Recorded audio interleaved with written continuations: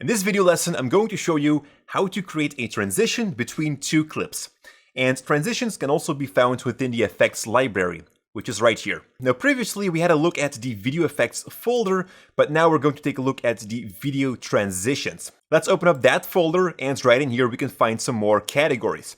Let's for example take the 3D motion and grab the cube spin. Now this time we don't drag this transition to a clip, but in between two clips. You can also see here the selection of where that transition is going to be applied. Let it go, and now you can see how Premiere kind of marks it that there is a transition between these two. Let's play that back and see in our program monitor how that looks. There you go, a beautiful transition between two clips. Now a transition can also be changed in length, so we can select that transition, stand on the outsides just as with a clip, and just kind of drag that longer, like this. And what will happen now is when we're going to play this, the transition will take longer. And I'm having trouble playing this back, so what I'm going to do here is change my playback resolution to 1/4. Some transitions are also heavier for your computer to handle, and that's why you would also again see that red line here on top. I might need to render this, but I think it will go okay right now. There you go. So that takes longer. If we're going to drag this shorter, that transition will go faster, of course. Like this. Now, just like with effects, we can also click on that transition, head over to the effects controls, and then see some options of that effect. But usually what you would see in here is something to change the length of that transition. And what I would recommend here is just to pull that transition right here. Some transitions might have some more options. If we're going to scroll down below here, we can, for example, set it to reverse. So that means that the cube spin will go the other way around. Let's have a look, like that. And there might be some more options in here, but usually it's pretty basic. Now, something very important to understand with transitions is that you are actually using a larger part of your video clip. Let me just drag that transition a little bit longer, like this. Now, a transition, as you can see, it's kind of overlapping the two clips. In the beginning of that transition, right here, you will already see here on the right side in my program monitor, the second clip in my timeline, which is clip number 14. So that means we are already seeing that clip on this moment, but we have actually cut that clip right here. So that means we are seeing something of that clip before we made our cuts. And that is something very important to understand. And let me just show that through a better example. I'm going to head back to my project panel right here, open up any of these clips right here. So right here in the beginning, you would see Kim standing still. And at a certain point, I would say action to her. And right here, she starts playing her role. So at this point, I might want to set my in point like this. Then scrub a little bit further in time and then set my out point. I'm going to drag this right here to my timeline like this. Let me just remove clip number 14 for a moment like that. And align clip number 11 to clip number 3. Head back to my effects controls and drag that cube spin back into it, like so. Let's also drag that cube spin a little bit larger. Now let's have a look at the beginning of that transition. What you would see right now here is Kim standing still in that first part.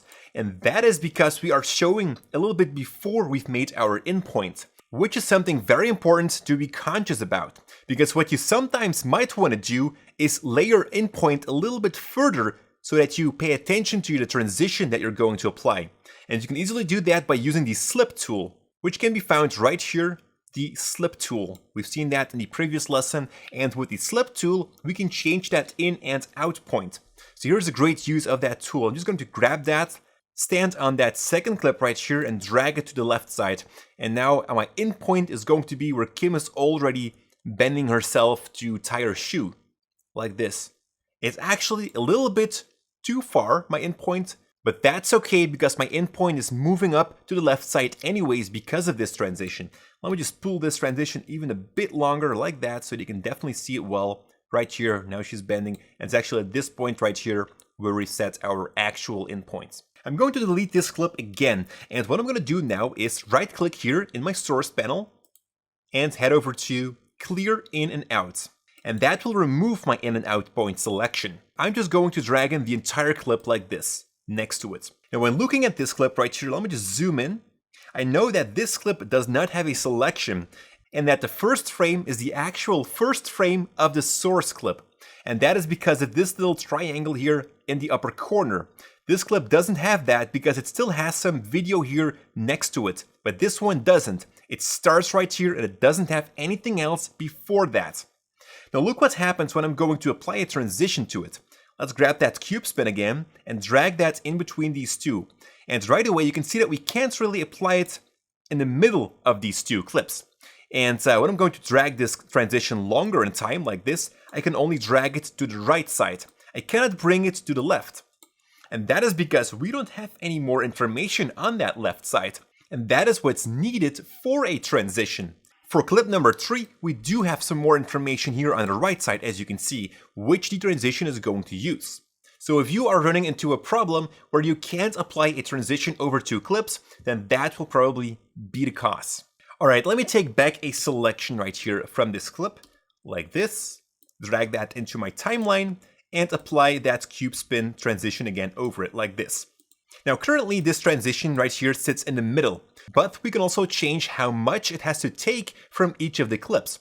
So I can drag this cube spin to the left side, like this, and now you will see that the transition, the cube spin, will take more of clip number 11, because it already starts right here, but only a small piece from clip number 3, like that.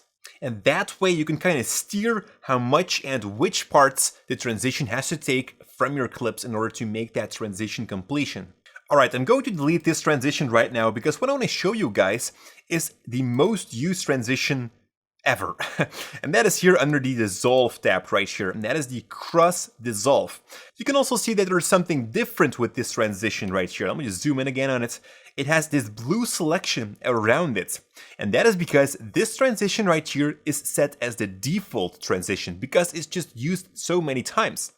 And let me just show you first what this transition does. I'm going to drag this in between these clips, and that will just kind of create a fade between these 2 clips, like this. If we are going to apply this on the end of a clip, like that, you will see that it will fade out to black because there is no other clip next to it. So that is why it's used so often. I'm going to delete these 2 again because since they are set as the default transition, I can actually apply them through a shortcut because we also use them so often. What I can simply do is select either the intersection between 2 clips or the end of a clip, and then just press Ctrl D or Command D for the Mac users, and that will apply that transition to the clip. I could also select it right here, hit Ctrl D or Command D to make a transition over 2 clips. Now something that I see happening with many of my students is this problem right here. Let me just delete these 2 transitions again. They have this very tiny gap between their 2 clips. Let me just trim it like that. There we go. As you can see, we have a very tiny gap between the 2. But because we are zoomed out like this, we don't really see that gap. And then people want to apply a transition between the 2 and they do this, and then they realize, why isn't this transition going over the 2 clips? Now it's just fading the one out and it's starting the other clip. Well, that is because of that small gap. You always want to make sure that your 2 clips sit next to each other like this, and then you can apply the transition over it. Now let's assume that you would like to set another transition as a default because you happen to use that one more often. Let's pick something else right here. Let's head over to the iris and let's take the iris diamond. Let's say that you want to set this as your default transition. Well, then you can do that by simply right-clicking onto it and say set selected as default transition. And now you will also see that this transition gets that selection. And now you know that this is your default transition, and we can apply that. Let me just delete this one right here by selecting 2 clips in between and hitting Ctrl D, like that. And now we can have a look at the iris transition, like this. Now something else where transitions are also used very often is with audio. I'm going to delete the clips here in my timeline, and what I'm going to do is drag in this clip again, but completely with its audio as well. There isn't much audio in it, it's just some background audio. I'm just going to drag this one into it as well. There we go, we got a little bit audio in there. But when I'm going to play this right now, you will hear that in between these 2 clips, you have kind of this clicking sound, because we're suddenly going from one soundscape to another. Let's have a listen. Now that was minor because there isn't much background noise here, but if you would have driving cars in the background and you would suddenly cut your clip right there, then those cars or the sound of those cars would suddenly drop off as well. So that's why you kind of want to add a smooth transition in between.